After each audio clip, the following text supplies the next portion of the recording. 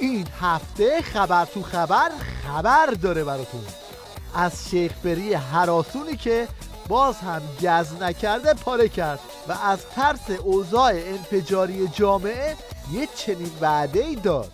من دستور دادم به بانک مرکزی که اون پولی که مورد نیاز شماست از هر کجا، چون از یک کشوری نوشته بود بانک مرکزی مشکل داره، گفتم از هر کشوری زودتر باید بریم واکسن خریداری بکنیم و این کار رو هم به عنوان یکی از وظایف دولت و بهداشت در وضعیت قاراشمیش نظام و جنگ و دعواهای باندی باعث شد که شیخ بری اشتباه محاسبه کنه و زودتر از عظما بپره.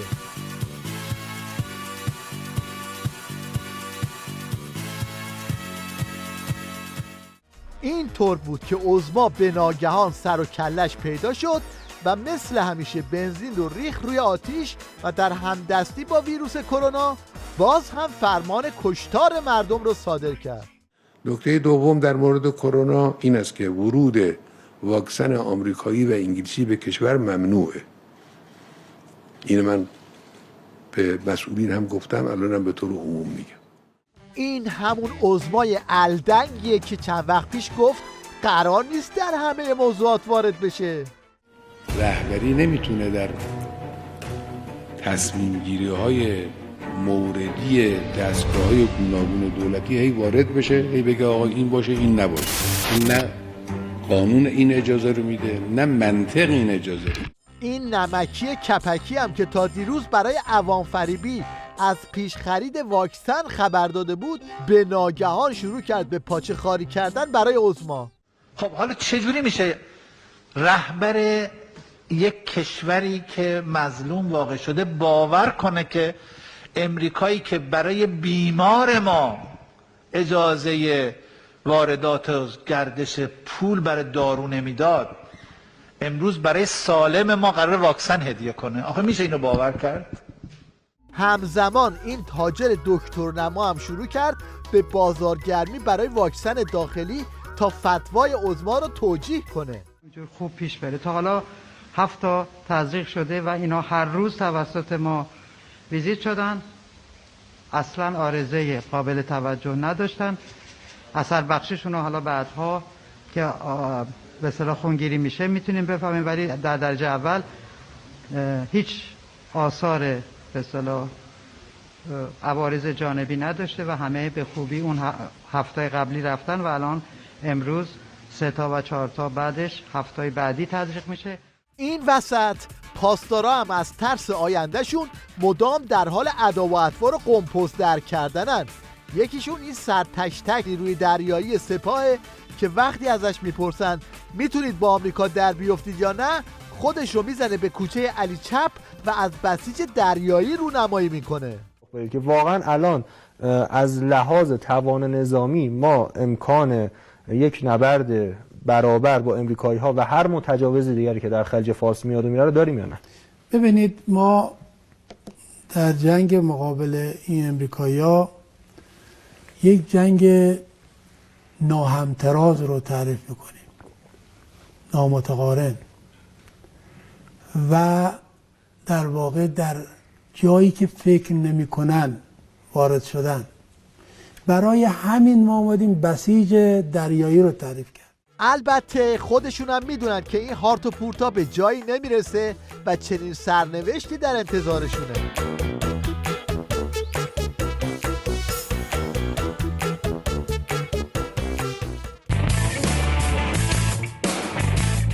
حالا بشنوید از جهانگیری که این دم آخری به فکر تبلیغ دولت زوار در رفتش افتاده و اینجوری برای خودش و رئیسش پپسی باز میکنه.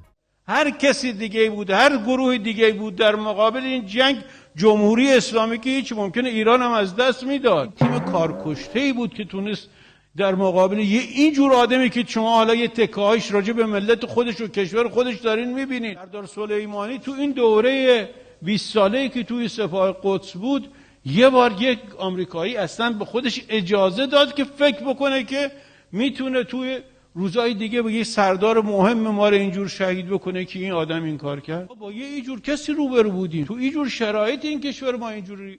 این عضو استبل ولایت هم که انگار تازه کلاس زبان رفته مدام برای رئیس جمهور آمریکا پیام انگلیسی میده و چپ و راست سوتی میده. Lord cannot resist against me should my leader give permission to fight.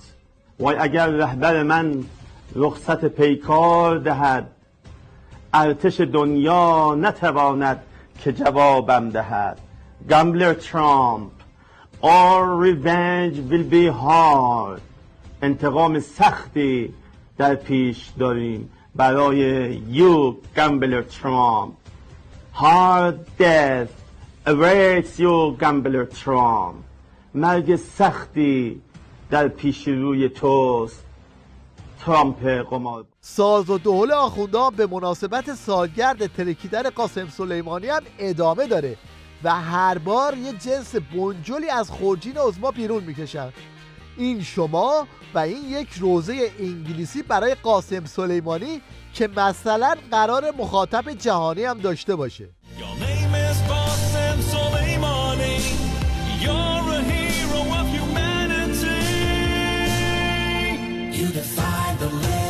Of intelligence, sending shivers down the spine of global arrogance. You decried oppression in every form, even though it put you in the eye of the storm.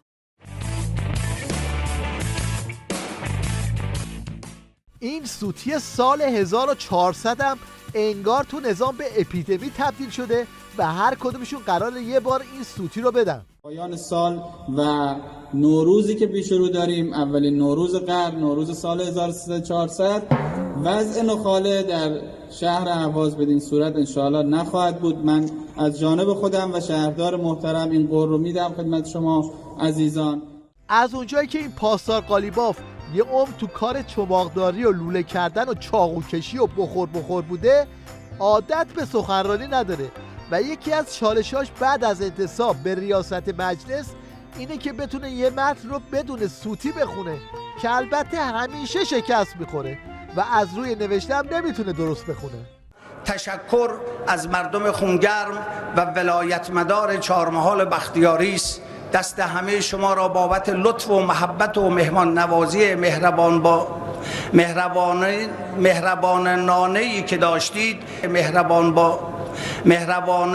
مهربانانه‌ای که داشتید. این هفته یه مراسم سالگردم برای استخری شدن اکبر کوسه گرفتن که خودش سوتی بازاری بود. مجری بهش میگه حجت الاسلام، بعد همزمان زیرنویس زدن آیت الله. یعنی 4 سال بعد از مرگش هم هنوز تکلیف طرف رو روشن نکردن. مراسم بزرگداشت 4مین سالگرد ارتحال حضرت حجت الاسلام و المسلمین هاشمی رفسنجانی در نوه خمینی هم اومده پا جای حاجی خاطره بذاره و خاطره بازی کنه که عد رفت سراغ خاطره زهرخوری بابا بزرگشو بند رو آب داد. ابوی ما نقل میکردن که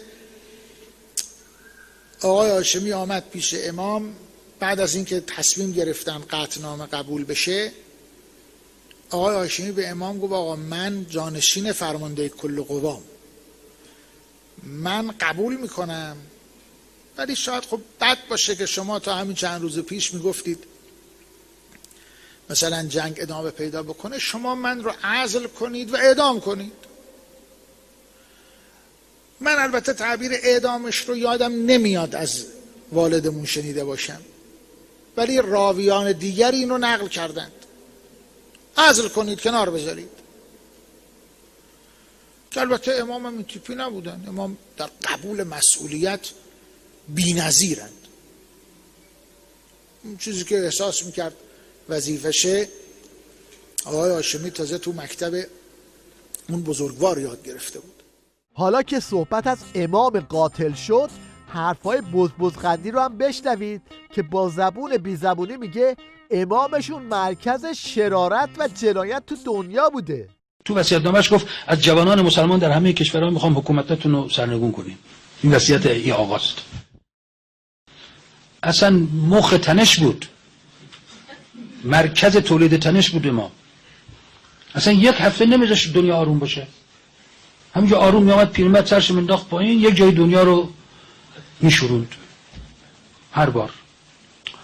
فلسطین باید آزاد بشه، اسرائیل باید از بین بره، ما تو آفریقا چیکار می‌باید بکنیم، کجا چیکار.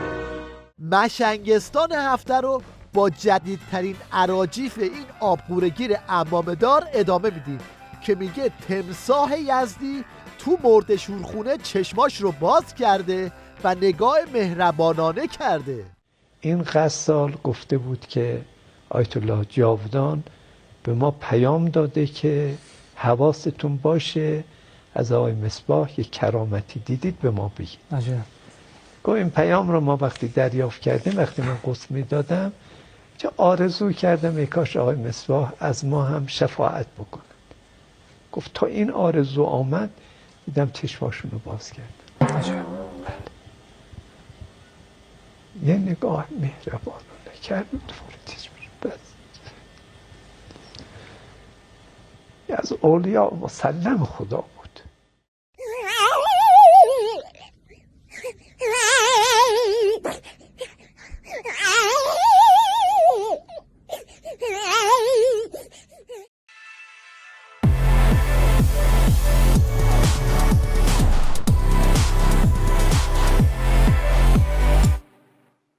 آخوندا اونقدر حرفای مفت زدن که طلبه های اینستاگرامی مجبورن با این بیمزه بازی ها چرت و پرتای همریشاشون رو ماسمالی کنن. حاجی جان حاجی فدای تو بشه. چرا شما وقتی میریم منبر پول میگیریم؟ بلد نیستیم حرف مفت بزنیم.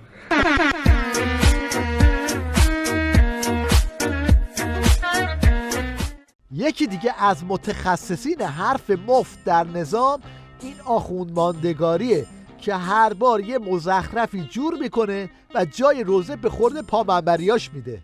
حاج قاسم سلیمانی دستاورد این نظامه، دانشمندان هستی ما دستاورد این نظامه. تو 10 موضوع تو مسائل اقتصادی و پزشکی و تکنولوژی کشور ما تو 10 تا کشور اول دنیاست. اینا دستاورد نظامه.